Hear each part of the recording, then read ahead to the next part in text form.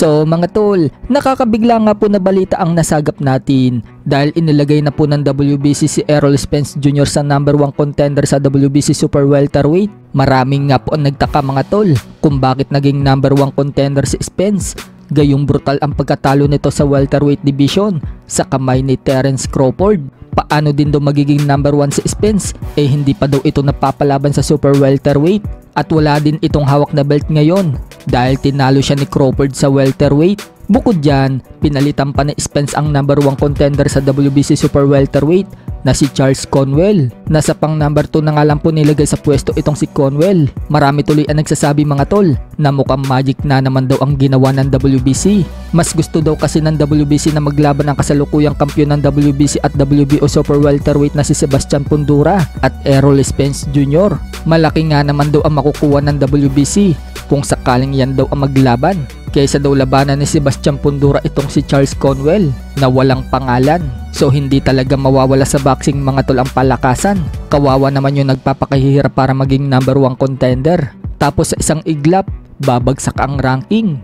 Kakapanalo nga lang din po nitong si Charles Conwell mga tol noong April 20 sa isang impresibong pagkapanalo kung saan tinapos niya ang kalaban niyang si Nathaniel sa round 6. Imbis nga pong manatili siya sa number 1 contender, bumagsak pa po siya sa number 2. Sa kabilang banda naman mga tol, Mayweather mag-a-announce daw ng laban sa May 15 o May 16 dito sa Pinas. Yan po ang post ni Salvador Rodriguez ng ESPN.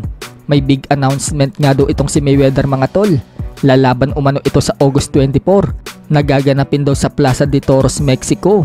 Isang exhibition daw ang laban nito mga tol kontra kay Victor Ortiz. Kung matatandaan, tinalo na nga po ni Mayweather itong si Victor Ortiz taong 2011.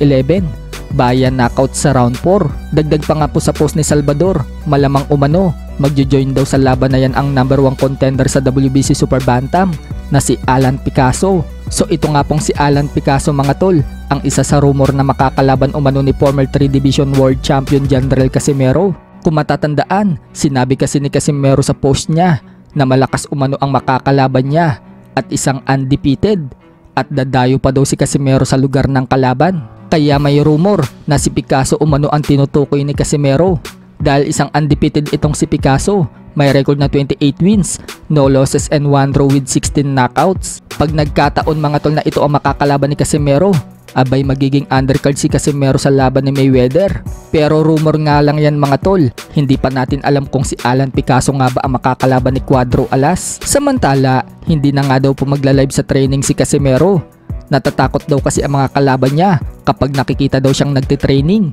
Kaya iniiwasan na ngayon ni Casimero na mag-live habang nagtitraining siya. Baka mag-post na lang daw siya ng pahapyaw na video sa channel niya. Pinagmalaki naman ni Cuadro Alas mga tol na pangalawa daw siya ngayon sa BoxRec na pinakamagaling sa Super Bantamweight Division. Habang si Inoue mga tol nasa number 1. Kaya banat ni Casimero, sorry na lang daw sa mga haters niya na mataas daw ang dugo sa kanya.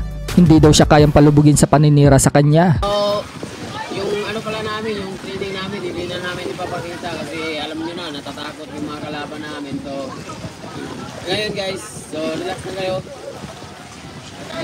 Doon nyo na papapanood yung mga laban ko. Madali na to, hindi na ta-live, pero mag-post up, hindi live. Hindi namin ito magla-live kasi dami natatakot sa mga kalaban namin. Kaya tayo, inayawan tayo ng mga kalaban kasi grabe.